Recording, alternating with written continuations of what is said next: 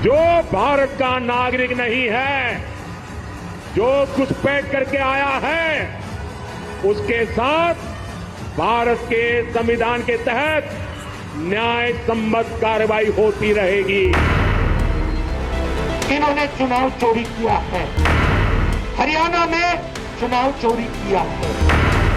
अब फेज 2 12 राज्यों में या संघ शासित प्रदेशों में आरंभ होने वाला है।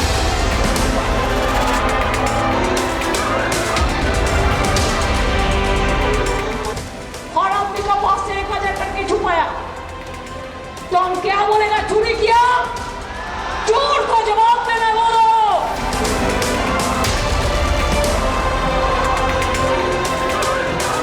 घुसपैठिया और रोहिंग्यास को असेंबल करके जो डेथ वोटर है, जो इलीगल इन्फिल्ट्रेटर्स है, उनको प्रोटेक्ट करने के लिए वर्क कर रहा है। मतदाताओं को एहसास है कि अगर रोजगार चाहिए, न्याय चाहिए, हक चाहिए, अधिकार चाहिए तो वो समाजवादी ही देंगे। सही वोटर लिस्ट होगी तो चुनाव भी पूरी तरीके से ये ऐसा होगा कि कोई सी कुछ उंगली नहीं उठा पाएगा।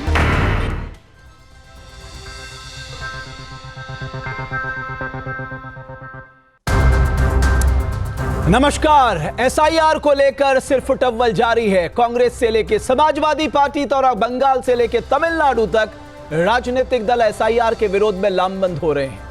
कांग्रेस ने ऐलान किया है कि संसद के शीतकालीन सत्र में वो दिल्ली में एक विशाल रैली करने जा रही है। मतलब साफ है, एसआईआर पर बवाल आने वाले दिनों में बढ़ेगा। मगर जो प्रमुख सवाल हैं वो ये हैं कि क्या 12 राज्यों में चल रही एसआईआर की प्रक्रिया चुनाव के परिणाम को प्रभावित कर सकती है? क्या घुसपैठियों का वोट बैंक बचाने के लिए एसआईआर का विरोध किया जा रहा है, जैसा कि भाजपा आरोप लगा रही है? क्या वोटर लिस्ट से अपात्र लोगों के नाम हटाना गलत है और भला इससे किसको एतराज हो सकता है? वोटर लिस्ट संशोधन, इससे भला किसको एतराज होगा? ये ऐसे सवाल हैं जिनका जवाब मिलना बहुत जरूरी है। और न्यूज नेशन के मंच पे आज इसी के लिए हमने बहुत ही खास मेहमानों को आमंत्रित किया है। भारतीय जनता पार्टी से डॉक्टर गुरु प्रकाश पासवान साहब, बहुत धन्यवाद हमारे प्रोग्राम में आने के लिए। अनुराग भदौरिया साहब समाजवादी पार्टी से, प्रियंका गुप्ता जी कांग्रेस पार्टी से और श्वेता प्रिया जी मेरे साथ जनता दल यूनाइटेड से। आप चारों का बहुत बहुत धन्यवाद। और मैं प्रियंका जी, श्वेता जी, मैं आपसे शुरुआत करना चाहूंगा। ये जो बार बार कहा जा रहा है कि जो ये प्रक्रिया अपनाई गई है एसआईआर, इससे आपको फायदा मिला बिहार में, और यही कारण है कि कांग्रेस समेत जो बाकी अपोजिशन दल हैं वो इसका विरोध कर रहे हैं।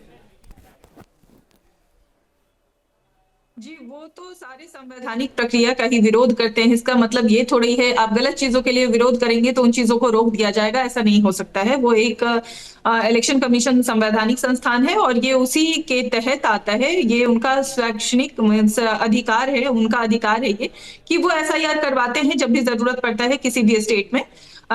स्पेशल इंटेंसिव रिवीजन का जो प्रोसेस है, ये एक प्रक्रिया है जिसके तहत वो इसलिए ही नहीं, ये जो घुसपैठी का मुद्दा लेके आया गया है कि अगर वोटिंग राइट्स किसके पास होना चाहिए, वो सिटीजन के पास होना चाहिए। जो सिटीजन है उनको ये राइट दिया जाना चाहिए। फॉर एग्जांपल, अगर 20 साल बाद कहीं पे इलेक्शन हो रहा है, इलेक्शन तो वैसे हर 5 साल में होता है, लेकिन अगर 20 साल बाद अगर एसआईआर हो रहा है तो इसमें कोई दिक्कत नहीं होना चाहिए। रीजन कुछ लोग इसी पीरियड में 18 साल से ज्यादा के होते हैं, उनका नाम ऐड करना होता है। कुछ लोगों की मृत्यु हो चुकी होती है, उन्हें हटाना होता है। तो ये तो हर चीज का विरोध ही करेंगे कि एसआईआर नहीं होना चाहिए। जबकि आप कह रही हैं हर बात का विरोध करेंगे, एसआईआर नहीं होना चाहिए।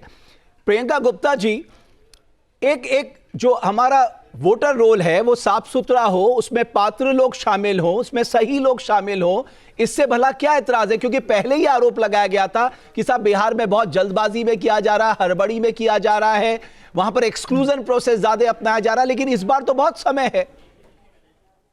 देखिए, समय तो जरूर है, पर जिस तरह की प्रक्रिया अपनाई जा रही है, मैं खुद उसकी एक साक्ष्य प्रस्तुत करती हूँ कि किस तरीके से अपना वोटर आइडेंटिफाई करके, चाहे वो बीएलओ हो और चाहे वो पन्ना प्रमुख हो, और किसी तरीके से जिस तरीके से यहाँ पार्षद है बीजेपी के, वो सब आइडेंटिफाई कर रहे हैं कि कौन उनका वोटर है और बाकी लोगों का 35 है पर 36 नहीं है ना। हाँ 35 के बाद सीधे 41 आ गया, तो ये हालत है।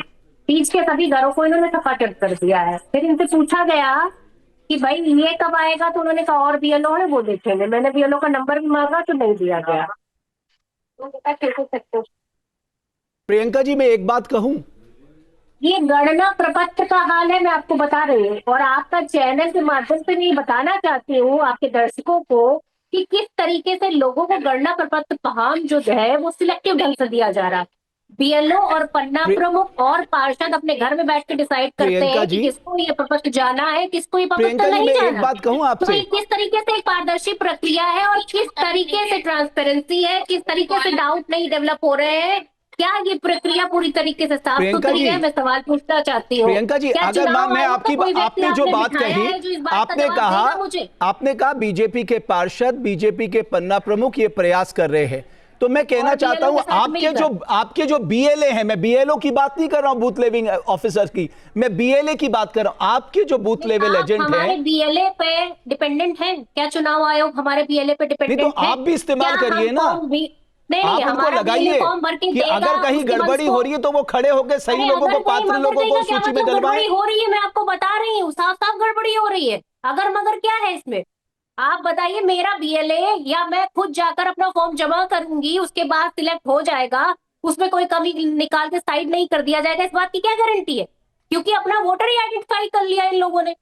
जो पन्ना प्रमुख है वो यही काम कर रहा है, अपना वोटर आइडेंटिफाई करके गणना प्रपत्र। और मैं कहती हूँ कि हर घर में बीएलओ पॉसिबल है, तो बीएलए क्यों नहीं बीएलओ जा रहा? जब आप मैडम, लेकिन जो इनोमिनेशन फॉर्म है वो तो आप जमा करेंगी, आपके परिवार के लोग जमा करेंगे, आपके रिलेटिव जमा कर देंगे आपके नाम से। कौन उसको चैलेंज कर रहा है? एक बात क्लियर करिए। नहीं सुनिए, पहले मेरी बात। आप कह रहे हैं आप अपने बीएलए के पास चले जाइए, बाकी सब अपने बीएलओ के पास चले जाइए, तो फिर ये प्रक्रिया कैसे पारदर्शी होगी ये बता दीजिए। अगर आपको बीएलए पे ही डिपेंडेंट होना है तो फिर आप बीएलए के पूरे नाम निकालिए, सारे बीएलए के नाम। बीजेपी इतने स्मार्टली अपने पन्ना प्रमुख को लगा रहा है, अपने पार्षदों को लगा रहा है, आपके भी तो ग्राउंड लेवल में वर्कर्स है ना, आप उनको क्यों नहीं लगा रही हैं? नहीं, बिल्कुल अपारदर्शी प्रक्रिया है। मैं पूरी तरीके से ऑब्जेक्शन उठाती हूँ उस प्रक्रिया पर। और आपने चुनाव आयोग से इसकी शिकायत की मैम? अरे बिल्कुल शिकायत, मैंने पूरा ट्विटर पे डाला है, मैंने फेसबुक पे डाला है, मैंने सब कहीं डाला है। मैडम एक शिकायत पत्र भी आप डाल देती चुनाव आयोग को। चैनल के माध्यम से शिकायत कर रही हूँ। और सिर्फ हमारे चैनल के माध्यम से छोड़िए, आप खुद जाकर, आप तो वहां पर जाके आप ये वीडियो दिखाइए उनको, ये क्या हो रहा है करके। सुनिए ना, वीडियो तो हम दिखा देंगे, पर आप बताइए क्या हर व्यक्ति के लिए पॉसिबल है? आप ये बताइए। मेरी आवाज तो ठीक है चैनल के माध्यम से चली जाएगी, मेरी आवाज तो सोशल मीडिया के माध्यम से चली जाएगी, और मैं अपना फॉर्म ले भी लूंगी, पर प्रॉब्लम ये है क्या एक आम आदमी के लिए संभव है जो ये अपना सारा काम छोड़कर सिर्फ एक गणना प्रपत्र के पीछे भागता रहे? अब क्या ये प्रक्रिया? प्रियंका जी आप कह रही है कि इनके पास पन्ना प्रमुख है, इनके पास पार्षद है, ये उसका फायदा उठा रहे हैं, लेकिन हमारे पास ये मौका नहीं है। बिल्कुल हमारे पास मौका क्या है भाई साहब? जब पूरा चुनाव आयोग आपके साथ खड़ा है, पूरा बीएलओ आपके साथ खड़ा है, पूरी सरकार और पूरा सिस्टम आपके साथ खड़ा है, तो हमारे लिए पॉसिबल तो वैसे भी नहीं है भाई साहब। डॉक्टर पासवान आप जवाब दे दीजिए। मुझे लगता है कि एसआईआर को लेके ये जो असमंजस की स्थिति है स्पष्ट तो होनी चाहिए सर। नहीं देखिए रमेश जी, मैं बहुत ध्यानपूर्वक सुन रहा था, और मैं तो बड़ा ही छोटा प्राणी हूं, मैं क्या जवाब दूंगा और मेरे जवाब से क्या ही संतुष्ट होंगे। जब सर्वोच्च न्यायालय ने एक बार नहीं कई बार कहा है, आप कहिए तो मैं सर्वोच्च न्यायालय के शब्दों को दोहरा देता हूं।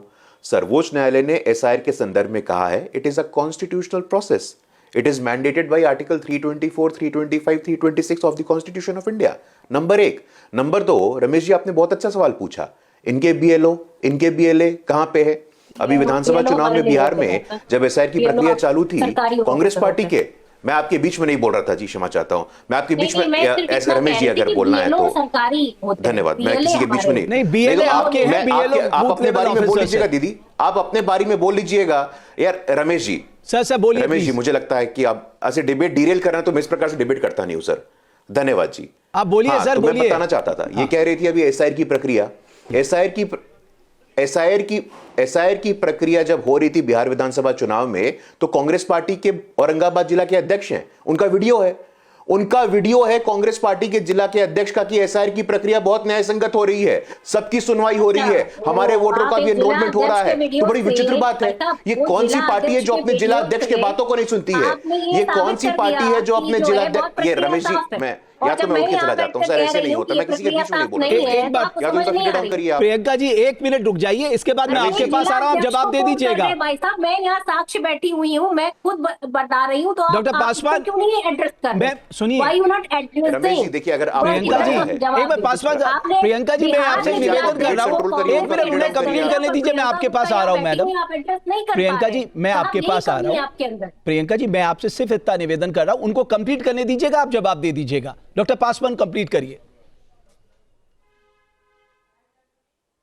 नहीं देखिए, खिसियानी बिल्ली खंबा नोचे कांग्रेस के सभी नेताओं पे लागू होता है। चुनाव हार गए हैं तो अंपायर को दोष दे रहे हैं, इनकी व्याकुलता समझ में आती है। बिहार कोई दूसरा प्रांत नहीं है, बिहार एक राजनीतिक चेतना, राजनीतिक जागृति वाला प्रांत है। आपको लगता है यहां लोगों को अपने मताधिकार से वंचित कर देंगे और बिहार शांत बैठ जाएगा? अरे इन्हीं लोगों ने इमरजेंसी लगाया था ना, इन्हीं लोगों ने इमरजेंसी का काला अध्याय देश पे थोपा था ना, और उस इमरजेंसी के विरोध में बिहार खड़ा हो गया था।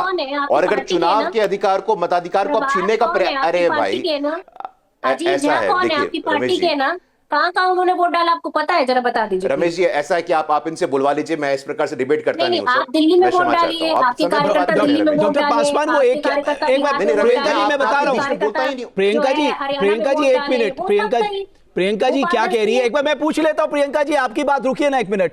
डॉक्टर पासवान वो ये कह रही हैं कि कुछ नेता जो हरियाणा में वोट देते हैं वो दिल्ली में वोट दिखाई देते हैं, जो दिल्ली में वोट देते हैं वो बिहार में वोट देते दिखाई दिए।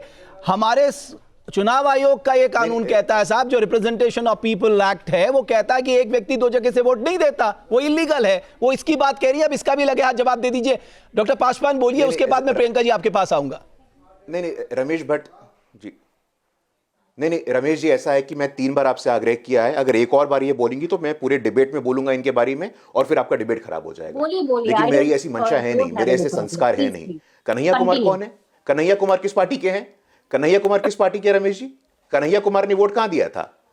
कन्हैया कुमार ने वोट दिया था दिल्ली विधानसभा चुनाव पे, फिर यहां भी वोट दिया उन्होंने। अरे एक केस पे चुनाव आयोग ने स्पष्टीकरण दिया है। बिहार है, ये कोई दूसरा प्रांत नहीं है। यहां लोगों की राजनीतिक चेतना है, राजनीतिक जागृति है। चुनाव में मेहनत करेंगे तो ऐसा परिणाम नहीं आएगा। कोलंबिया चले जाएंगे कॉफी फेंटने के लिए, दिल्ली चले जाएंगे जलेबी बनाने के लिए, और जब चुनाव में पराजित हो जाएंगे तो चुनाव आयोग को दोष ठहराएंगे। अरे भाई, न्याय संगत प्रक्रिया है। राहुल गांधी जी के पिताजी के समय हुआ, राहुल गांधी जी के नानी के समय हुआ, राहुल गांधी जी के दादी के समय हुआ, राहुल गांधी जी के परनानी के समय हुआ, जवाहरलाल नेहरू के समय हुआ। डॉक्टर पासवान, बड़ी विचित्र बात है। डॉक्टर पासवान एसआईआर प्रक्रिया फेक थी। बात को पूरा कर लो। हाँ डॉक्टर पासवान, एक बात कहना चाहता हूं। मैं अपनी बात ज्यादातर लोगों का यह कहना है कि 2002 और 2003 की जो नियमावली थी चुनाव आयोग की, उसको आधार बना के, उसकी जो प्रक्रिया थी उसी को आधार बना के ये रिवीजन किया जाए। ये जो नए डाल दिए गए हैं इसमें अपनी ओर, उसको लेके सवाल उठ रहा है। नहीं तो मतदाता सूची का शुद्धिकरण हो, ऐसा आप नहीं चाहते हैं क्या? मतदाता सूची में जो मृत हो गए हैं, जो ट्रांसफर हो गए हैं, जो माइग्रेट हो गए हैं, जिनका शिफ्टिंग हो गया है, वो मतदाता सूची शुद्धिकरण ना हो क्या? और लेटेस्ट डॉक्यूमेंट के साथ नहीं हो क्या? अरे ये कॉन्स्टिट्यूशनल प्रेरोगेटिव है। ये बहुत ही मूर्खतापूर्ण आर्गुमेंट है। और बिहार के बाद भी यदि कांग्रेस के लोग इसी आर्गुमेंट को देते रहेंगे तो मैं दावे के साथ कहता हूं हर चुनाव हारेंगे ये।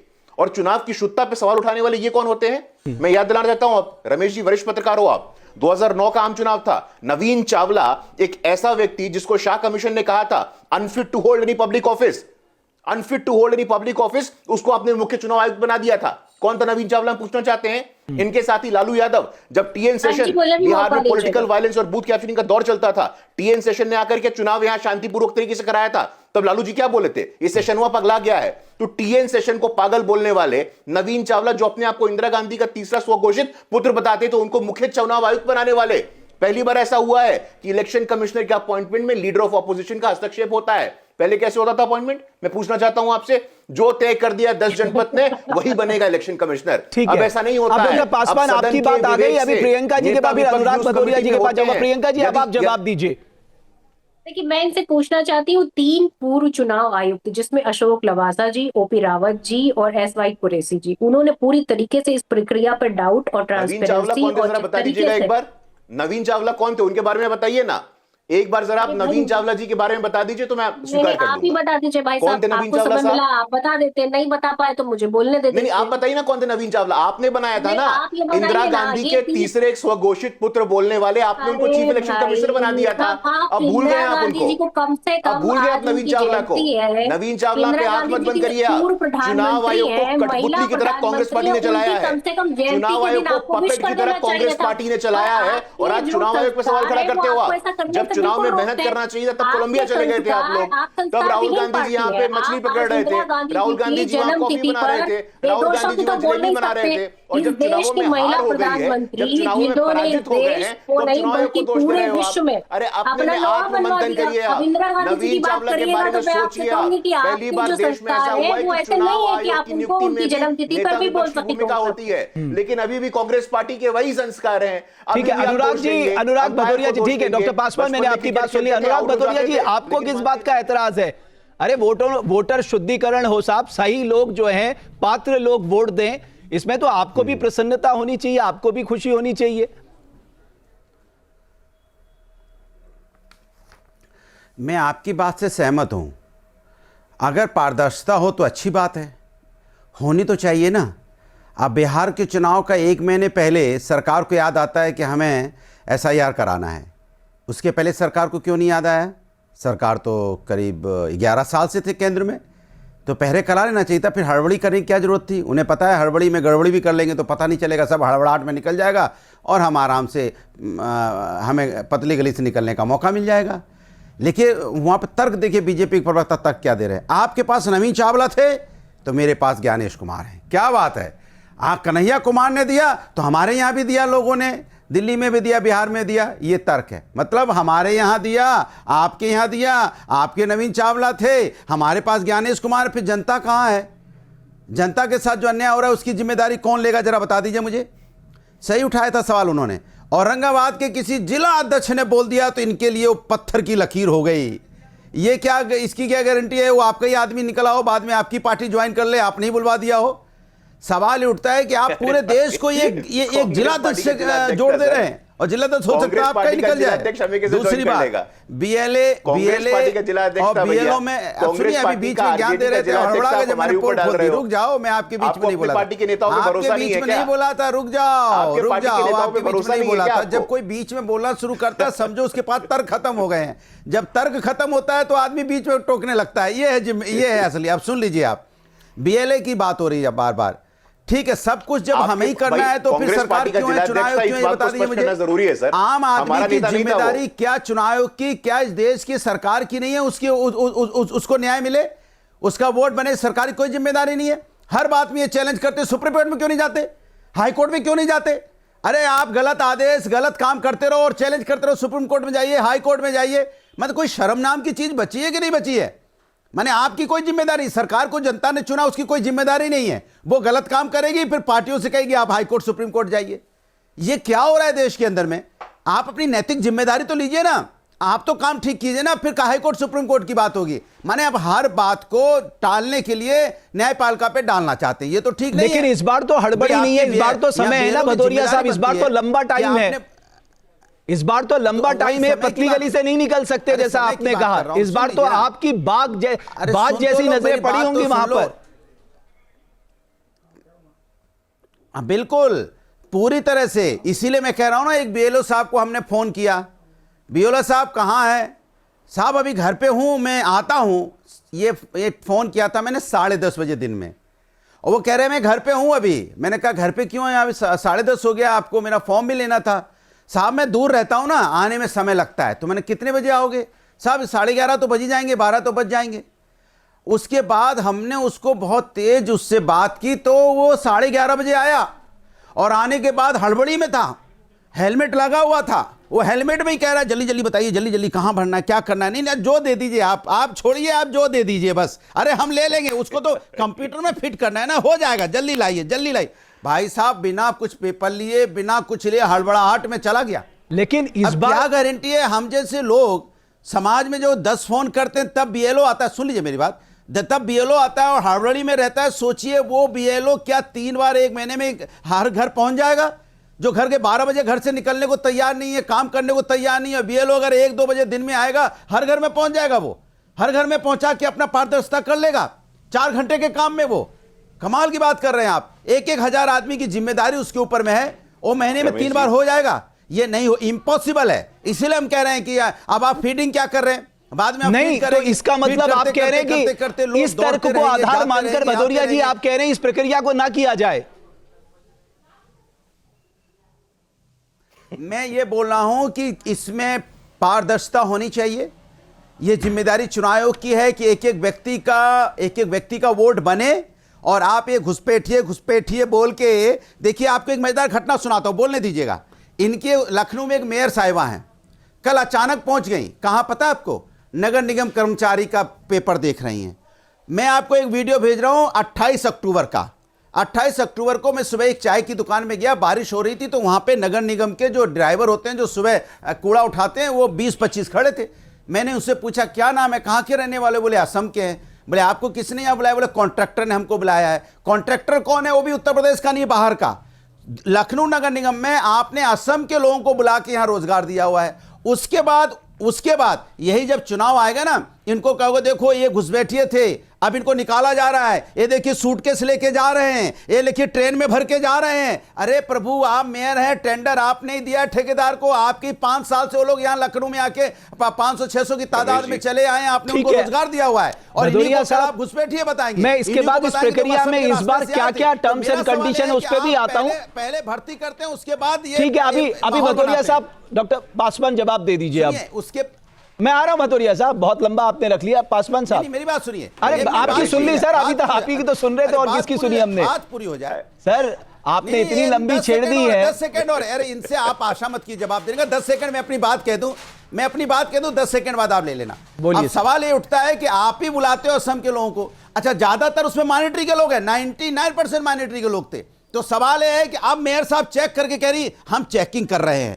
पेपर किसके क्या है। अरे भैया, वो 5 साल से यहां काम कर रहे हैं, आप चेक नहीं कर पाए, आप वीडियो ले जाके चेक कर रहे हो। इसके मतलब आप ये माहौल बनाते हो समाज के अंदर में। आप इन्हीं को घुसपैठिए कल बताओगे, इन्हीं को बताओगे कि हम यहां से निकाल रहे हैं, इन्हीं पे माहौल बना के ये 2 लोगों पे प्रेशर बनाओगे। आप ही बुलाते हो, आप ही यहां लखनऊ के लोगों का रोजगार हक मारते हो, आप ही उत्तर प्रदेश के लोगों का जो कॉन्ट्रैक्ट मिलना चाहिए उनका हक मारते हो, बाहर के लोगों को देते हो। उसके बाद फिर उन्हीं को आप निकालोगे, उन्हीं का माहौल बनाओगे।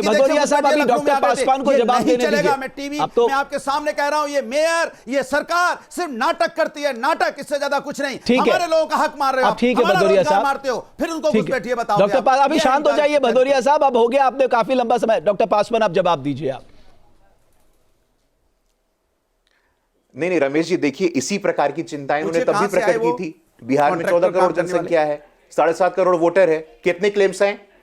कितने नहीं, बिहार में 7.5 करोड़ वोटर है, कितने क्लेम्स आए, कितने ऑब्जेक्शंस आए? 0 क्लेम्स आए हैं। आपने 370। अरे भाई रमेश जी, मैं उनके बारे में शांत था। रमेश जी, आप या तो शांत कराइए, ऐसे थोड़ी होता है। नहीं डॉक्टर पासवान, बीच में तो आप भी बहुत देर बोले हैं, ऐसा मत कहिए सर। आपने जो नियम अपने लिए बनाया था उसका उल्लंघन आपने खुद किया। लेकिन ठीक है भदौरिया साहब, 1 मिनट रुक जाइए। नहीं भदौरिया जी, अभी आपको मैंने पूरा टाइम दिया। 190 घुसपैठिए निकले, माहौल पूरे देश में बनाए घूम रहे थे। 65 लाख लोगों का आपने वोट काटा।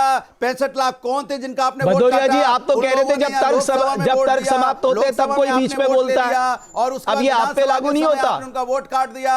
ये कौन सी प्रक्रिया है? मैं जानना चाहता हूं। जो लोकसभा में वोट लेते हो, भदौरिया जी में काट देते हो, लोकसभा में आपने वोट ले लिया, भदौरिया जी हो गया कि लोकसभा में आप हार रहे हो। भदौरिया जी, एक मिनट रुक जाइए ना, नॉन स्टॉप थोड़ा चलेगा। इसलिए आपने चिन्हित करके, अरे आपकी बात आ गई भदौरिया जी, काट दिया। ठीक है भदौरिया जी, काट दिया। भदौरिया जी, विधानसभा जीतने के लिए काट दिया उनका नाम। भदौरिया जी, उसके बाद जीत हासिल कर ली। फिर मेरा विकास जीत गया। कौन सा विकास जीत गया? मुकामा में। अरे भदौरिया जी, अब रुक जाइए। विकास जीत गया। पुल जो बिहार में पुल वो विकास। कोई फिल्म बनाने वाले आपको अपने पास न बुलाने। भदौरिया जी, जिससे दलितों को घर जला दिए गए थे, वो विकास। कौन सा विकास जीता? भदौरिया जी, अभी हो गया। विकास जीता। भदौरिया जी, हत्याओं का विकास जीता, या जिस तरह से। अब मैं भदौरिया जी फिर आपको बोलने नहीं दूंगा, आप ये देख लीजिएगा। ये विकास जीत गया आपका। भदौरिया जी, अगर आप नहीं रुकेंगे तो फिर मुझे रोकना पड़ेगा। सर, मैंने आपको पूरा टाइम दिया। मेरा आपसे सिर्फ निवेदन इतना नहीं, आपकी बात आ गई है, आपने जो बात के जवाब तो ले लीजिए। अभी तक आप कह रहे थे साहब जब तर्क नहीं होते तब बीच में बोलते हैं, अब आप बीच में वही बात रिपीट कर रहे हैं। डॉक्टर पासवान, आप प्लीज कंप्लीट करिए।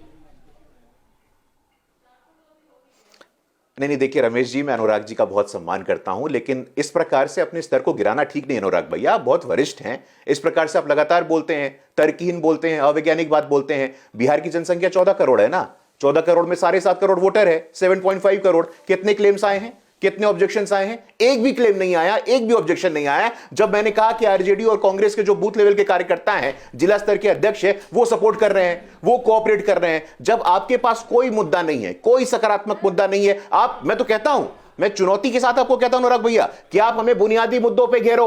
आप कहो आपने कितनी सड़कें बनाई है, आप कहो आपने कितने प्राइमरी हेल्थ सेंटर बनाए हैं, आप कहो आपने कितने रोजगार दिए हैं, तो मैं आपको यहां पे जवाब दूंगा। चुनौती ऐसी होनी चाहिए, सकारात्मक होनी चाहिए। राहुल गांधी जी पूरे चुनाव में कितने दिन बिहार नजर आए?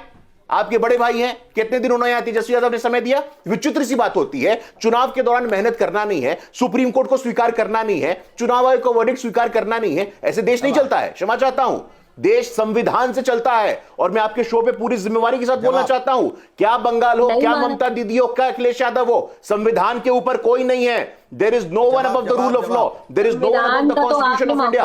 देश संविधान से चलेगा और बाबा साहेब अम्बेडकर के संविधान से चलेगा। आप नहीं तय करिएगा, आप नहीं तय करिएगा, ममता दीदी आ जाएंगी, अखिलेश यादव तय करेंगे। क्या अखिलेश यादव नहीं तय करेंगे? उत्तर प्रदेश की जनता तय करेगी, भारत की जनता तय करेगी। और आप बात करते हैं यहाँ पे नवीन चावला, आप भूल जाते हो, अपने औरंगाबाद के नेता को भूल जाते हो, अपने नेता को भूल जाते हो, अपने बाबूजी को भूल जाते हो।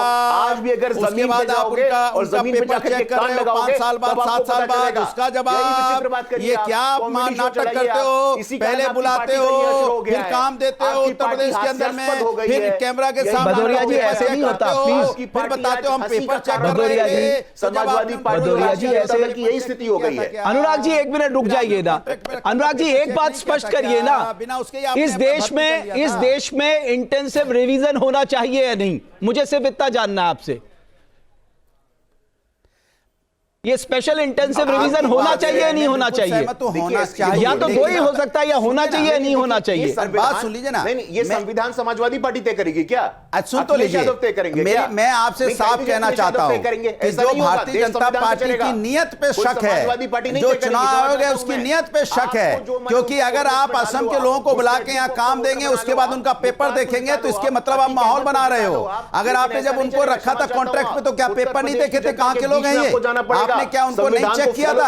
आज कैमरा के सामने 7 साल बाद चेक करने की जरूरत पड़ रही है, इसके मतलब आप इन्हीं को घुसपैठिया बोलेंगे, इन्हीं को कहेंगे देखो जा रहे हैं बिस्तर पे लेके, इन्हीं को बोलेंगे देखिए उत्तर प्रदेश छोड़ के जा रहे हैं, फिर माहौल बनाओगे, फिर लोग कहेंगे हाँ बाकी इतने लोग घुसपैठिया आ गए तो उत्तर प्रदेश के अंदर में। अब देखो बीजेपी भगा रही है, अब देखिए बीजेपी ने एसआईआर किया तो ये भाग रहे हैं। अरे प्रभु आप ही बुलाते हो, फैलाइए गुंडा राज, फैलाइए जंगल राज, यही समाजवादी पार्टी के असल संस्कार है और इसी के कारण आप आज हाशिए पे हैं और आगे भी आप हाशिए पे कॉमेडी के पात्र बन गए हैं आप लोग। भारतीय जनता पार्टी बधाई, यही कारण होता है, पहले बुलाओ, फिर उनका हमारे उत्तर प्रदेश लोगों का हक मारो, फिर उनको रोजगार दो, फिर उसके बाद उनका पेपर चेक करके बोलो अब हम भगा रहे हैं। बुलाओ, भगाओ, क्या दिया है अखिलेश यादव? अखिलेश यादव बंद देंगे क्या? ये आपका अरे जाकर के समझाइए उनको, धंधा बंद जाकर के उनको समझाइए। आप समाजवादी पार्टी तय नहीं करेगी, मैं क्षमा चाहता हूँ। देश संविधान से चलेगा, कोई आपके आधार पे नहीं चलेगा, गुंडों का राज नहीं चलेगा यहाँ पे, देश संविधान के आधार पे चलेगा और बाबा साहेब अम्बेडकर के संकल्पों पे चलेगा। निश्चित रहिए।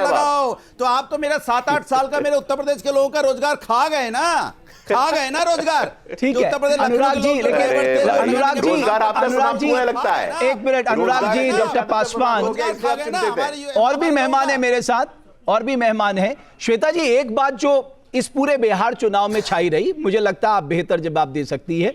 पूरे चुनाव में घुसपैठियों का बहुत जिक्र हुआ, लेकिन किसी ने बताया नहीं कि घुसपैठिए हैं कितने आखिर। देखिए ये हमारा जवाब होना भी नहीं चाहिए क्योंकि ये गृह मंत्रालय के अंदर आता है। दूसरी बात यहाँ पे एसआईआर से ज्यादा बड़ा मुद्दा ये होना चाहिए था जिसको लेके इन लोगों को प्रॉब्लम है कि घुसपैठी हैं या जो भी चीजें हैं। और सच में अगर ऐसा कुछ है यहाँ पे, घुसपैठी का मतलब ये तो नहीं होता है जो ये लोग कभी कभी मैंने देखा है कम्युनलिज्म की तरफ ले जाना चाहते हैं।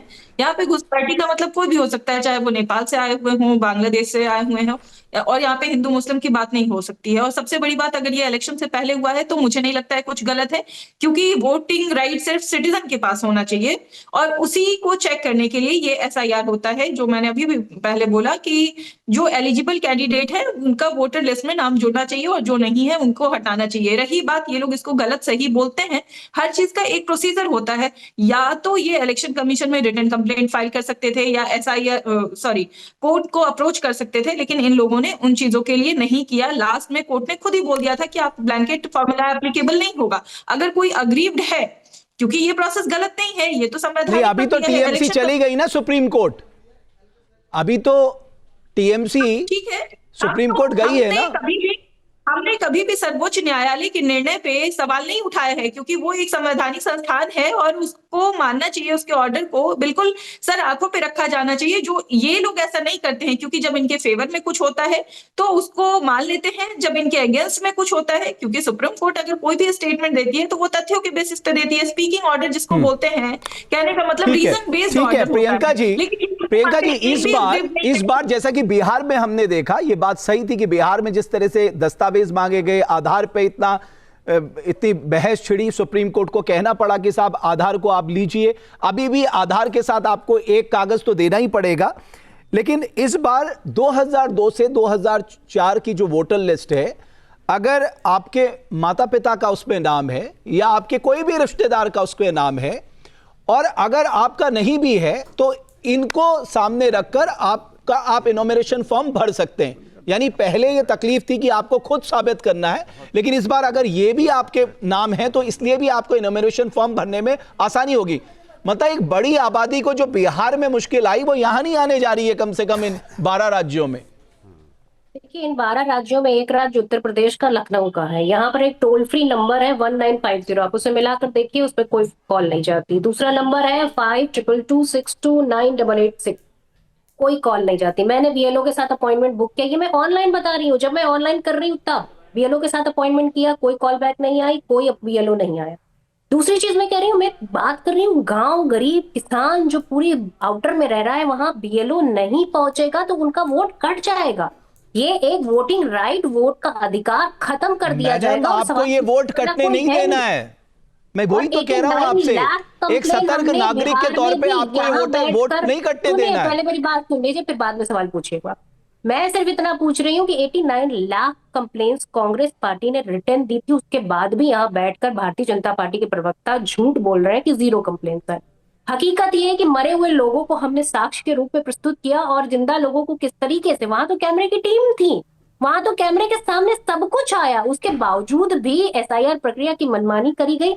और वोटिंग के टाइम पे आप देखिए किस तरीके से वहां पर जो है नाव नहीं भेजी गई ताकि वहां लोग ना पहुंच पाए, वोट ना पड़ पाए, ये सब कुछ सबने देखा। इसमें कोई ऐसा नहीं है कि मैं कोई आउट ऑफ द वे जाके बात कर रही हूँ या मैं कोई हाइपोथेटिकल सिचुएशन बता रही हूँ। ये हकीकत है कि SIR प्रक्रिया पूरी तरीके से अपारदर्शी प्रक्रिया है, इसमें किसी तरीके का कोई वैलिडेशन नहीं है, किसी तरह का कोई भी आप डाउट है तो आप क्लियर नहीं कर सकते। आप किसको वोटर बनाएंगे किसको नहीं बनाएंगे पूरी तरीके से BLO पे डिपेंड करेगा, आपके पन्ना प्रमुख पे, आपके पार्षद पे डिपेंड करेगा। तो मैं सवाल ये पूछना चाहती हूँ, फिर ये कैसे पारदर्शी हो जाएगी, आप बता दीजिए। दूसरी चीज, आपने जिस तरीके से देखा कि इनके खुद के लोग ट्रेन भर भर के लेकर आए अन्य राज्यों से, आपने कहा कि 2 राज्यों के हैं, अगर पलायन कर गए तो वहीं वोटर होंगे, फिर आप ट्रेन में सूरत से भर के क्यों ले आए लोगों को? फिर आप जो है आप जहां जहां की सरकार है वहां से लेके भरकर आप वोट क्यों डलवा रहे थे, सबने देखा। आप अपनी बात पर टिकते क्यों नहीं है? आप प्रवक्ता यहाँ बन जाते हैं चुनाव आयोग के, तो क्या चुनाव आयोग जवाब दे नहीं पा रहा? सवालों के जवाब चुनाव आयोग ने दे दिए होते तो जो 3 पूर्व चुनाव आयुक्त थे वो सवाल नहीं उठाते। वो तो कह रहे हैं कि आपके अगर कोई डाउट है तो आप क्लियर करिए ना। आप कह रहे हैं कि नहीं you have to pay for this, you have to pay for that.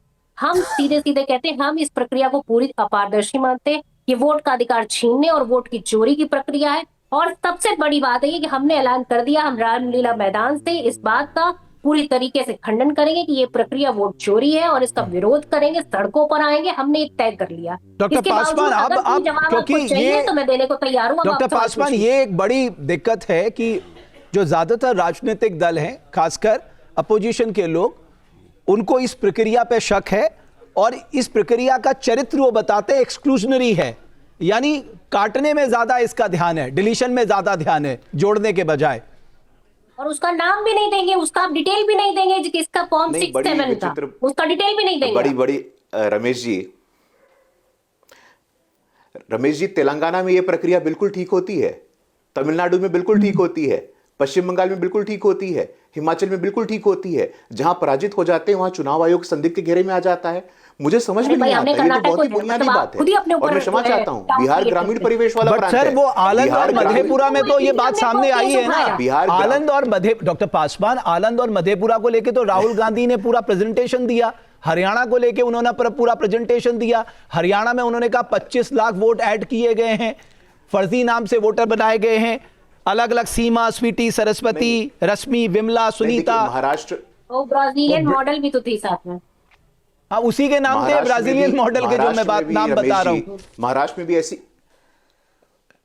भाई महाराष्ट्र रमेश जी, इसका तो स्पष्टीकरण चुनाव आयोग ने दे दिया है। मुझे नहीं लगता यहाँ मुझे बोलने की जरूरत नहीं है, लेकिन बड़ी विचित्र बात है, जहां ये चुनाव जीतते हैं वहां चुनाव आयोग बिल्कुल ठीक है, वहां एम्पायर बिल्कुल ठीक है, लेकिन जहां हार जा, रमेश जी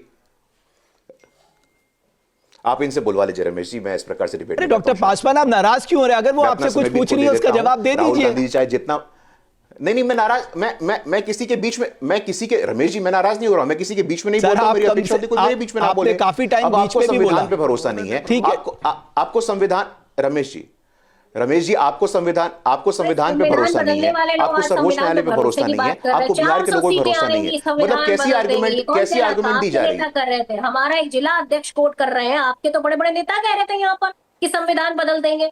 अब आप माफी मांगिए इस बात पे कि संविधान बदलने की बात आपके नेताओं ने कही। आप एक जिला अध्यक्ष, लेकिन डॉक्टर पासवान एक जो बात जो आ रही है ना कि अगर हम एक सेकेंड मैडम, एक सेकेंड, वोट करने से पहले 10 बार सोचा करिए। प्रियंका जी, अगर हम वोटर लिस्ट का शुद्धिकरण कर रहे हैं सर, तो हमें ये तो तय करना होगा ना डुप्लीकेसी ना हो, हमें ये तो तय करना होगा ना डुप्लीकेसी ना हो, हमें ये भी तय करना होगा पात्र लोग ना छूटे, हमें ये भी तय करना होगा एक ही घर में 100 लोगों की वोट ना बने, ये भी तो हमें तय करना होगा ना सर। डॉक्टर पासवान, लगभग 2000 बिहार में, मैडम एक मिनट रुक जाइए, मैं पूछ रहा हूँ, आ जाए, मैं आपके पास आ जाऊंगा। लोग हैं रहते। एक तो डॉक्टर पासवान ने संकल्प लिया केवल अपने बारे में कि मैं दूसरों को बीच में नहीं बोलने दूंगा। अब मैं, डॉक्टर पासवान आप बोलिए प्लीज। नहीं, रमेश जी ऐसा है कि आपके व्यूअर्स भी देख रहे हैं इसके शो को, और मुझे किसी प्रमाण पत्र लेने की आवश्यकता नहीं है। मैं पुनः यहां बोलना चाहता हूं कि जिन लोगों का संविधान पे भरोसा नहीं है, जिन लोगों का सर्वोच्च न्यायालय पे भरोसा नहीं है, जिनका चुनाव आयोग पे भरोसा नहीं है, तेलंगाना में चुनाव आयोग ठीक रहता है, तमिलनाडु में चुनाव आयोग ठीक रहता है, जहां ये लोग पराजित हो जाते हैं वहीं पे ये गड़बड़ा जाते हैं, वहां चुनाव आयोग संदेह के घेरे में आ जाता है। सरल सी बात है, सरल सी प्रक्रिया है। सर्वोच्च न्यायालय ने एक बार नहीं कई बार कहा है, और सर्वोच्च न्यायालय के शब्दों को मैं दोहरा रहा हूं, क्लियर है, लीगल है, ट्रांसपेरेंट है, लेकिन तब भी इनको समस्या होती है। बिहार में 7.5 करोड़ मतदाता है भाई, 7.5 करोड़ मतदाता में कोई दिक्कत नहीं हुई, सबके यहां गई। मैं खुद मतदाता था, मेरी विधानसभा भी, बाकी पूरी विधानसभा यहाँ पे है, यहाँ बीएलओ आया और बिल्कुल मेरा यहाँ पे आधार कार्ड लेकर के हो गया मेरा वेरिफिकेशन, लेकिन उसके बाद भी बड़ी विचित्र। डॉक्टर पासवान ऑब्जेक्टिव पे कोई सवाल नहीं उठा रहा है, डॉक्टर पासवान ऑब्जेक्टिव पे कोई सवाल नहीं उठा रहा है, ऑब्जेक्टिव पे कोई सवाल नहीं उठा रहा है भाई। कोई नहीं, कोई कौन कहेगा इस देश में कि सबको पात्र लोग वोट डालने चले जाए? कौन कहेगा मृत लोगों का नाम जो है वोटर लिस्ट में हो? सब चाहते हैं कि एक पारदर्शी लिस्ट बने और जो इस देश का नागरिक है उसे वोट देने का अधिकार मिले, जो 18 साल से ऊपर है। रमेश जी, ना ऑब्जेक्टिव पे सवाल है ना एग्जीक्यूशन पे सवाल है। सवाल बस कांग्रेस पार्टी के मन में, और एक कांग्रेस पार्टी का वहम है, और अच्छा है कि कांग्रेस पार्टी इस वहम में जीते रहे और चुनाव दर चुनाव हारते रहे। 40 साल से बिहार में आए नहीं है, आने वाले 40 साल भी ये बिहार में आने नहीं वाले हैं। जब तक आप मेहनत नहीं करेंगे, कार्यकर्ताओं के साथ बैठेंगे नहीं, तब तक आपका यही असर होगा। चुनाव आयोग को दोष देंगे, अरे पूरी तरह से ट्रांसपेरेंट प्रक्रिया है, बिहार में 7.5 करोड़ लोगों ने करा दिया है, उसके बावजूद आप चुनाव आयोग को दोष दे रहे हैं। बिहार में कहां क्लेम आया है, बिहार में कहां ऑब्जेक्शन आया है? जीरो क्लेम आया है, जीरो ऑब्जेक्शन आया है, सब कुछ सरल प्रक्रिया से हो गया है। बिहार कोई दूसरा प्रांत नहीं है, बिहार में आंदोलन हो जाता, बिहार में आंदोलन नहीं हुआ है, बिहार के लोग ने पूरी प्रक्रिया में सहयोग किया है, कोई दूसरा प्रांत नहीं है, और पूरे सहयोग के साथ चुनाव को भी निपटारा किया गया है। जब आप लोग सत्ता में थे, लगता है आप भूल गए हैं, चुनाव में हिंसा करके, बूथ कैप्चर करके वो दौर वापस नहीं आने वाला। मैं क्षमा चाहता हूं, अगर आप चाहते हैं कि उसी दौर को वापस लेके आए, बैलेट पेपर को वापस लेके आए, ये प्रगतिशील देश है, ये रिग्रेसिव सोच आप नहीं ला सकते यहां पे।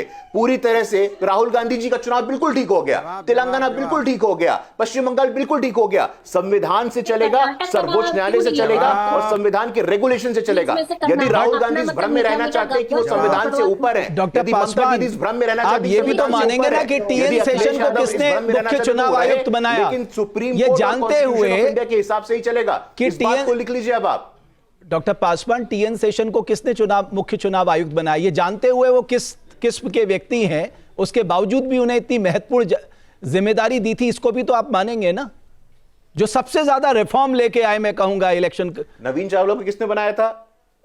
नवीन चावला को किसने बनाया था सर, ये बताइए ना आप। ज्ञानेश गुप्ता जी ये भी को किसने बताइए। बनाया? और चुनाव आयोग में, चुनाव आयोग की को। नियुक्ति में नेता विपक्ष की भूमिका हुई, किसने सुनिश्चित किया? किसने नहीं, सुनिश्चित ज्ञानेश किया बताइए ना। गुप्ता जी को किसने इलेक्शन बनाया कमिश्नर्स था? के अपॉइंटमेंट में लीडर ऑफ ऑपोजिशन भी बैठी, किसने सुनिश्चित किया है? ये हमने किया है। तो आज कांग्रेस पार्टी किस मुंह से नैतिकता की बात करती है, मुझे समझ नहीं आता है। ठीक है, पहली बार देश में चुनाव आयोग की नियुक्ति में भी Anurag ji, during the appointment of election commissioners नेता विपक्ष का रोल हो, ये हमने सुनिश्चित किया है। ये और किसी कांग्रेस पार्टी ने सुनिश्चित नहीं, नहीं किया लेकिन था। अनुराग जी, एक बात मैं कहना चाहता हूं। चुनाव आयोग बना है, Anurag ji, party booth capturing कराए, लेकिन आप मेहनत नहीं करेंगे, पराक्रम नहीं करेंगे तो चुनाव दर चुनाव पराजित होते जाएंगे और अंपायर को ही दोष देंगे। अनुराग जी, कांग्रेस पार्टी की प्रकृति। अनुराग जी, बीजेपी का ये कहना है कि आप लोग अपनी मतलब जो लोग हार रहे हैं वो अपनी पराजय और निराशा को छिपाकर इस बात को आगे बढ़ा रहे। हमारे देश में कोई पहली बार थोड़ा हो रहा है इस तरह का रिवीजन। हमने ही अपनी जिंदगी में कई बार इस तरह के रिवीजन देखे, हमारे नाम जोड़े के मुझे याद है। तब तो किसी ने इस तरह के सवाल उठाए भी नहीं थे। आज ही इस प्रक्रिया पे सवाल क्यों उठ रहे हैं भाई? 2003 में भी हुआ। देखिए हाँ, बिल्कुल आपकी बात से सहमत हूँ। संशय तब होता है जब बीजेपी के प्रवक्ता एक चुनाव आयोग का नाम लेना शुरू करते हैं, नवीन चावला, तो जाहिर सी बात होती है आप क्यों नाम ले रहे हैं। इसके मतलब आपके जहन में है जैसा पहले हुआ था वैसा आज भी हो सकता है, इसलिए तो आप ले रहे हैं नाम, वरना नाम लेने की क्या जरूरत है भाई? देश के कोई भी चुनाव हो, चाहे ज्ञानेश कुमार जी हो, चाहे नवीन चावला जी हो, अगर संवैधानिक पद पे बैठे हैं तो हमें उनसे सवाल पूछना है, ना कि नाम उठाना है। अभी आप बीच में मत बोलिए सर, मैं आपसे निवेदन करूंगा सर। चोर होता है वो हारा जाता है। अब सवाल ये है, पासवान अभी आप रुक जाइए ना, अभी तक आपने कहा बीच में बोल रहे हैं। अभी भदौरिया साहब को बोलने दीजिए। अगर इनके प्रगतिशील को हम मान लें, इनके विकास को हम मान लिया जाए, यही तरीका चाहते हैं। नहीं डॉक्टर पासवान, आपको आपकी बात पूरी तरह से सुनी गई। लेके आए हैं तो क्या विकास? डॉक्टर पासवान, एक मिनट। बिहार में जिस तरह से पुल गिर रहे थे वो आपके भ्रष्टाचार विकास का पैमाना था। किसी को नहीं बोलने दूंगा, यही आप तौर तरीका चाहते तो इसी तरीके पे डिबेट हो रही थी। मैं तो बहुत प्रयास कर रहा था, मैं तो उनको बहुत मौका दिया था। या सीवान में चुनाव के वक्त जिस तरह से गला रेत दिया गया था, अतीक अहमद किस पार्टी का है सर? विकास का अतीक अहमद किस पार्टी में थे? मुख्तार अंसारी किस पार्टी में थे? समाजवादी पार्टी कम से कम नैतिकता पे भाषण ना दे तो ठीक रहेगा। समाजवादी पार्टी का अभी आजम खान बेल पे बाहर आए हैं, आपके सबके सब नेता आपके जेल में हैं, बेल पे बाहर आते हैं और चाहते हैं गुंडई के माध्यम से चुनाव होने नहीं चलने वाला है। अब सवाल यह है कि बिहार की देश जनता कानून ने से वोट चलेगा, किया, कोई आप जीते, अखिलेश यादव के वेंचर के आधार पे नहीं चलेगा। लेकिन संशय तब समाजवादी होता पार्टी है नहीं तय जब आप करेगी, स्वीप कर समाजवादी जाते हो। पार्टी नहीं तय ऐसा आपने करेगी। कौन सा समाजवादी बिहार में पार्टी विकास को कर दिया करना कि है हर कर ले, गांव में लेकिन आपने संविधान हॉस्पिटल बना दिया, हर सर्वोपरि गांव में है, आपने कॉलेज रूल ऑफ बना लॉ दिया, या स्कूल सर्वोपरि बना है। दिया, या जो हर व्यक्ति दुर्गति को आपकी रोजगार मिल बिहार गया, में या हुई है, किसान वही खुशहाल हो दुर्गति गया, उत्तर प्रदेश या में चमाचम होने वाली सड़कें है। रोड निश्चित सारी बन रहिए गई, या हर उत्तर प्रदेश में जो वहाँ पे इस प्रकार वृद्ध से महिला है वो एकदम जाओगे। सिक्योर हो गई है, अब सत्ता उसकी से जिंदगी यही में कोई दुर्गति तकलीफ आपकी नहीं होने वाली रहेगी, है। उसके अनुराग घर में हर जी, बच्चे उसका संपन्न है। अनुराग जी, मैं आपको एक बात कहना चाहता हूँ। अनुराग जी, वर्ल्ड क्लास के मेडिकल अनुराग जी, अगर आप ये मान के चल रहे हैं कि एसआईआर की एग्जीक्यूशन में कहीं दिक्कत है तो साहब आप चौकन्ना रहिए ना। जहां एग्जीक्यूशन में दिक्कत आ रही है आप चौकन्ना रहिए। मैं वही तो कह रहा हूं, आपके बूथ लेवल एजेंट इतने, उनको ऐसी ट्रेनिंग दीजिए कि एक एक व्यक्ति का नाम जुड़े। किसी व्यक्ति का, अगर आप ये कह रहे हैं कि बीजेपी अपने लोगों के नाम जुड़ा रही है, आप सतर्क हो जाइए सर, आप ऐसा होने ही मत दीजिए। आपका तो इतना बड़ा नेटवर्क है यूपी में साहब, आपके इतने कार्यकर्ता हैं। सुनिए, सुन तो लीजिए, अरे सुन लीजिए, अरे गुंडों का नेटवर्क है इनका, कार्यकर्ताओं का नेटवर्क नहीं है। आज जो मिसाल है कि नहीं, क्या बीजेपी की सरकार के समय में ऐसा चुनाव जैसा कोई रिपोर्ट नहीं हो सकता? क्या स्वीकार करिए? अब मिसाल दिया जा रहा है, टीएन सेशन की मिसाल दी जाती है। ऐसे अगर चुनाव आयोग बना दिया जाए, उनका चुनाव आयुक्त बना दिया जाए तो कम से कम हर व्यक्ति को इस बात की चिंता तो नहीं रहेगी कि मुझे अपना वोट बनाने के लिए दौड़ना है। अब आदमी अपना रोजगार करने जाएगा, सुबह से लेकर शाम तक, वैसे ही उसके पास रोजगार कम है, थोड़ा बहुत रोजगार है, उसके लिए सुबह वो 7 बजे करता है, रात को 10 बजे अपना काम करके आता भी है परेशान होके। अब वो कहां बीएलओ के पास घूमता फिरेगा, ये बता दीजिए मुझे। ये सुनिश्चित करना जिम्मेदारी तो चुनाव आयोग की होती है कि कोई भी हमारा देश का, राष्ट्र का जो व्यक्ति है, जो यहाँ पे जो भारतीय है, जो हिंदुस्तानी, उसका वोट न कट पाए। ये सुनिश्चित करने की जिम्मेदारी चुनाव आयोग की होती है, देश की होती है, और सरकार की भी होती है कि सरकार और चुनाव आयोग को मिलकर ऐसा काम करना चाहिए कि कोई व्यक्ति जो हिंदुस्तानी उसका वोट कट ना पाए, वो सुनिश्चित रहे, उसको कोई संदेह ना हो, संशय ना हो, उसे लगे कि हम अगर बीएलओ से नहीं मिल पाए, मुझे समय नहीं मिला है, तो मेरा फॉर्म इसी तरह से भर दिया जाएगा, मुझे वोटर कार्ड मिलेगा, हम वोट देने का अधिकार मेरा। अनुराग जी एक मिनट, डॉक्टर पासवान, अनुराग जी, मैं एक सवाल आपसे पूछना चाहता हूं। मैं थोड़ा सा, आप हमारे दर्शकों के लिए बता दीजिए कि अभी जो चुनाव आयोग ने जो प्रक्रिया तय की है, उस प्रक्रिया के मुताबिक बिहार में दिक्कत थी, लेकिन अभी तो उस प्रक्रिया में अगर आपके परिजन, आपके माता पिता, आपके रिश्तेदार अगर उस वोटर लिस्ट में है 2003 वाली में, तो आप बस अपना इनोमिनेशन फॉर्म, आपका कोई भी फैमिली का, अगर आप मान लीजिए दिल्ली में भी है, आप यूपी के किसी उसमें रहने, आपसे फोटो और वो भेज दीजिए, आपका इनोमिनेशन फॉर्म जमा हो जाएगा। तो ये तो, इसमें कहां दिक्कत है, मुझे बताइए। अब सुन लीजिए, मैं आपको बता दूं, इस देश के अंदर में ज्यादातर लोग दिक्कत पैदा कर देंगे, रोजगार नौकरी करते हैं। नौकरी जहां कोई 2003 में कहीं पोस्टिंग थी, उसके बाद 2005 में कहीं पोस्टिंग आ गई, 2007 में कहीं आ गई। वो अब उनके पास वो रिकॉर्ड नहीं है। अगर उनके पास रिकॉर्ड नहीं, कई लोगों के पास जन्म प्रमाण पत्र भी नहीं होता। गाँव में पैदा होते हैं, कहाँ जन्म प्रमाण पत्र बनता है? कितने लोगों का बनता है, जरा बता दीजिए मुझे। गांव में जन्म प्रमाण पत्र कितने लोगों का बनता है? तो सवाल इतना है कि 2003 को आप ये बोलिए ना, 2000 अभी 24 में जो वोट पड़ा था, तो आपने वोट लिया था ना, आप बोलिए 2024 में जो वोट पड़ा था उसको आधार मानिए। आधार मान के जिनका वोट था उनको देखिए वो वोटर अभी है कि नहीं है, आपको पता चल जाएगा। आप उसको डॉक्टर पासवान बात करेंगे, आज आप आधार पे बहुत एम्फेसिस दे रहे हैं। 40% लोग होंगे जो बेचारे खोज नहीं पाएंगे 2003। डॉक्टर पासवान, आज आप आधार पे बहुत एम्फेसिस दे रहे हैं, जबकि आप जानते हैं कि आधार को अनिवार्य सुप्रीम कोर्ट ने कराया, लेकिन अभी भी आधार के साथ आपको एक और सर्टिफिकेट देना होगा। केवल आधार से काम नहीं चलने वाला है सर, केवल आधार से काम नहीं चलने वाला, आपको एक और सर्टिफिकेट देना होगा। नहीं तो आपको सुप्रीम कोर्ट पे भरोसा नहीं है तो आप बता दीजिए। तो सरकार ने बनाया था, ऐसा तो है नहीं कि किसी नहीं, आपको आप कोई प्रक्रिया नहीं मानेंगे, आप चाहते क्या है? और भदौरिया जी, मैं और एक और बात बताऊं, इस बार चुनाव आयोग ने यह भी कहा है कि जितने लोगों के नाम डिलीट किए जाएंगे, डिलीशन जितना होगा उनकी सूची सार्वजनिक की जाएगी। मोदी के भारत में जंगल राज आप कल्पना भी मत करिए। आधार कार्ड को नहीं मानेंगे, जंगल राज नहीं चलेगा अब आपका। जंगल राज आप बनाना चाहते हैं, देश को एक बार आधार कार्ड बनाएंगे, पूरा आधार कार्ड। जंगल राज मणिपुर में कौन सा राज्य था भाई साहब?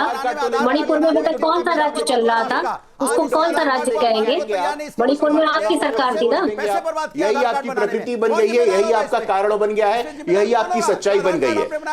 मुझे भी टाइम दीजिए एक बार, अभी दोनों आप रुक जाइए। प्रियंका जी, लेकिन मैं आपसे एक निवेदन, मैं आपसे सिर्फ इतना कहना चाहता हूं कि थोड़ा पॉलिटिकल पार्टी को भी इस बार रिस्पॉन्सिबिलिटी लेनी होगी कि कोई। आपने बहुत अच्छा सवाल पूछा है और मैं इसका जवाब देना चाहती हूँ, शांतिपूर्वक देना चाहती हूँ। मैं ये नहीं चाहती कोई बहस हो। देखिए, यहाँ भारतीय जनता पार्टी के जो प्रवक्ता है उन्होंने खुला चैलेंज दे दिया कि जो आप अपने वोटर को बचा पा रहे हैं तो बचाइए, नहीं तो ज्ञानेश कुमार गुप्ता जी ने ठान लिया है कि वो सिर्फ बीजेपी के वोटर को ही वोट डालने का अधिकार देंगे।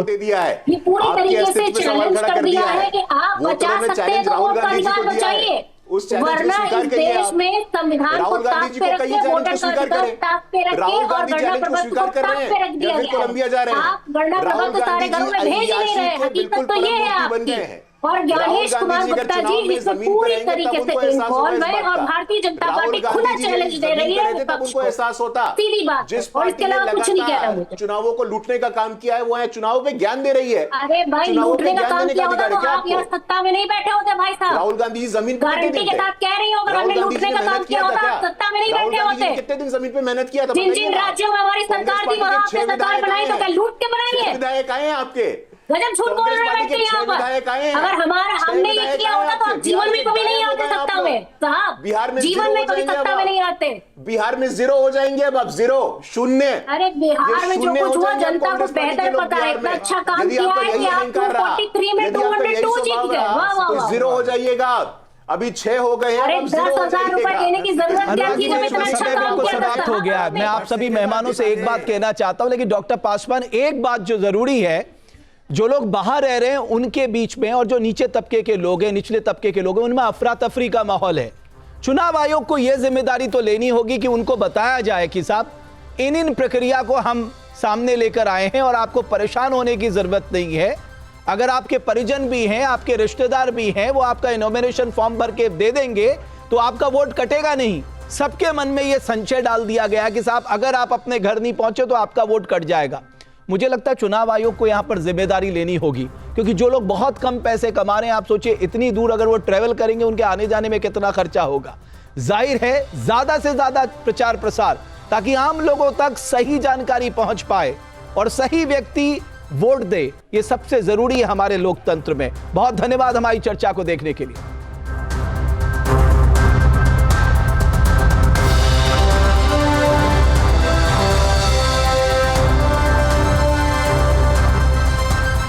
जहाँ भक्ति है हर शब्द में, कथाओं में छुपे हैं दिव्य रहस्य और ज्योतिष देता है जीवन को दिशा। धर्म से जुड़ी हर बातों को जानने के लिए हमारे चैनल स्तुति को सब्सक्राइब करें। चैनल पर जाने के लिए इस लिंक पर क्लिक करें।